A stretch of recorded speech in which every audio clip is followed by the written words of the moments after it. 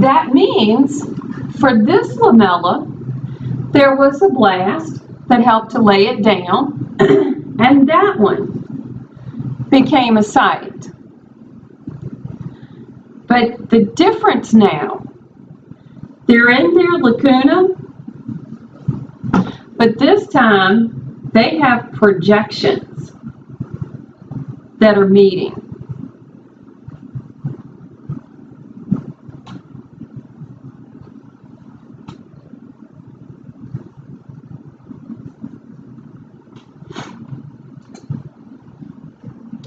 These projections are those canaliculi.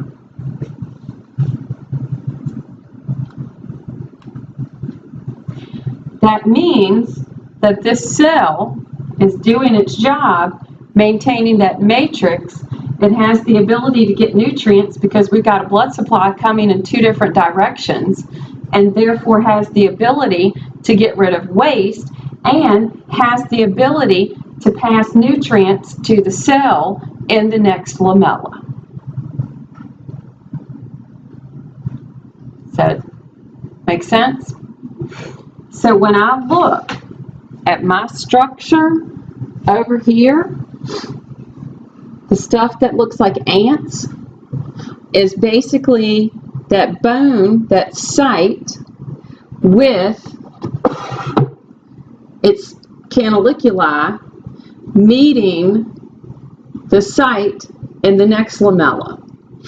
Over here, where it's kind of showing what looks like a bunch of ants, okay?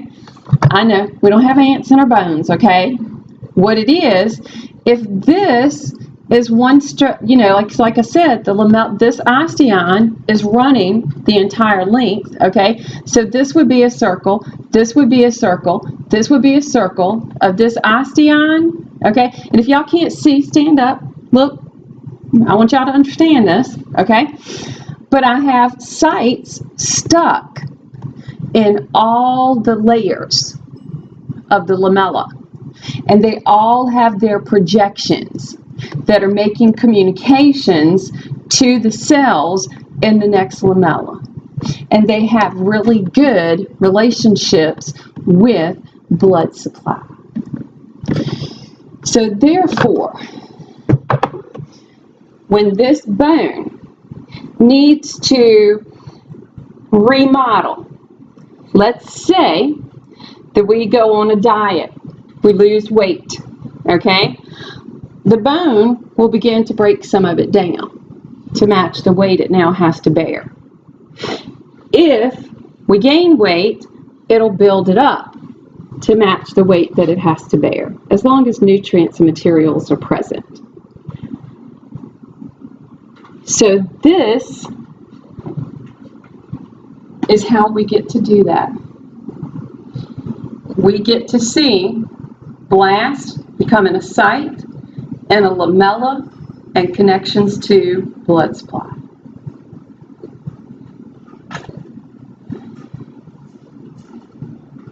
Any questions at this point about the structure of bone?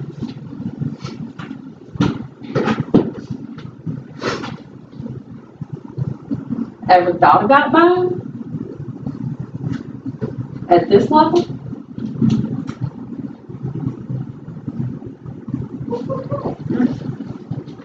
Because guess what? And you're going to think about it even further.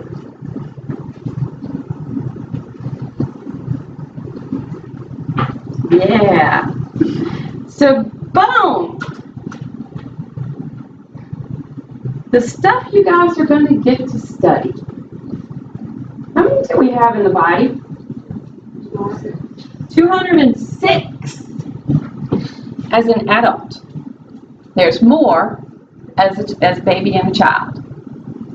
Okay?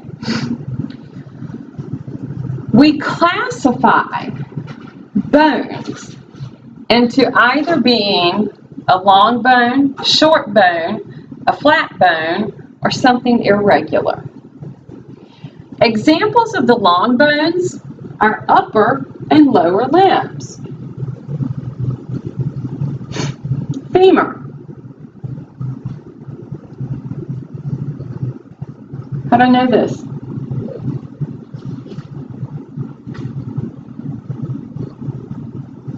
How do I know it's not my humerus?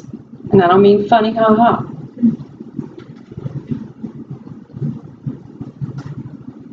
And please, please, please, please, do not leave my class calling this the humerus.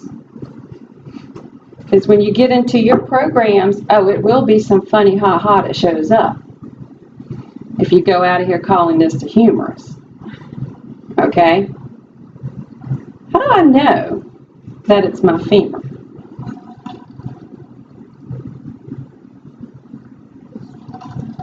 Isn't it the ball and socket? Got a ball. Well, wait a minute. Don't I have a ball and socket joint with my humerus?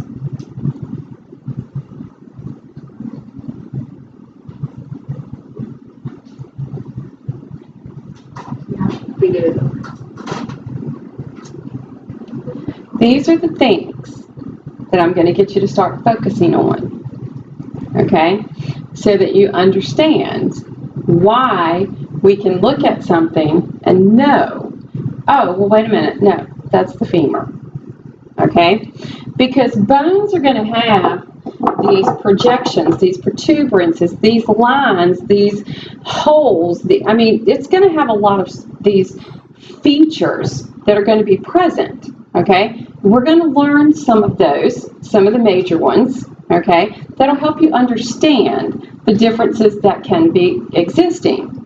So, long bones would be like our upper and lower limbs. Short, carpals, tarsals are a good example. Where do I find carpals? My hands or my feet? Thank you. Don't leave my class calling carpals and feet either. Please, please, please. Okay? Flat bones, just like their name implies, they've got a flat appearance. Ribs, sternum, skull, scapula. Everything else is going to fall into the irregular category. So, as you begin to study the bones, one of the things that you're going to notice in the syllabus, I have a list. I think it's at the very end of the syllabus, so I think it's probably close to the last page, that will let you know the bones you are responsible for learning. Because don't forget, we're going to have a lab practical, okay? So the bones that are in that list are going to be the ones that you're going to be responsible for knowing at the time of the lab practical. Now what we'll do is we'll use class time to begin to study them, okay? Because you can see I brought out a bone box. Now other structures that exist in a bone, we have what's termed the diaphysis. That is going to be the shaft, all right, of a long bone. So if we look at this long bone, this is the point that would be the diaphysis. This is the part that is going to have a lot of that compact bone that we've been talking about. The epiphysis, these are the ends of the bone. They have a lot of spongy bones. In a long bone, we'll have an epiphyseal plate. This is also known as the growth plate. That's where hyaline cartilage is going to be present. The cartilage that gives us the blueprint for that bone. Once the bone stops growing, that area closes up, becomes hardened bone, and is now termed the epiphyseal line. The medullary cavity, the part that would be around in amongst that spongy bone, okay, that is the medullary cavity. we think about that area being the place for blood cell production. Like I said the other day, for children, all bones are for blood cell production. Once we reach our final growth, that doesn't happen anymore. Only certain bones of the body are going to be for blood cell production, and that slows even more the older you get. When we look at the long bones, remember how I said the periosteum, the connective tissue wrapping, okay?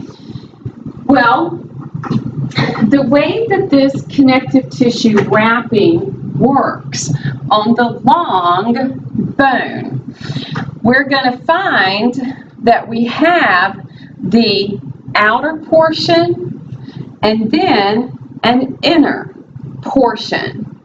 The outer portion of it is very fibrous, tough, okay?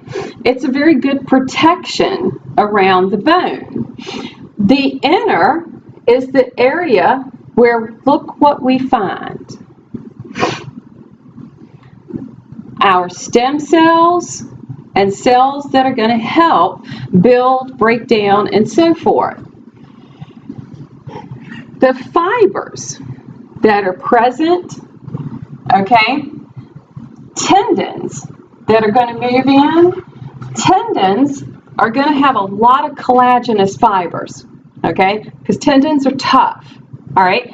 So the fibers of that tendon will become continuous with fibers of this wrapping to help with holding the bones together, okay?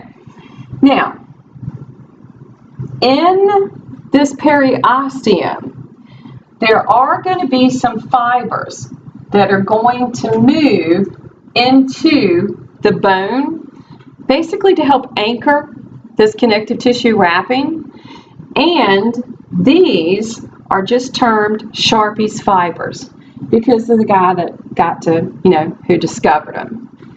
Now, on the inside of this bone is the endosteum. Endo meaning to the inside. All right. Oh, it's break time. Take a break. Be back at 12:30. Well, 12:31.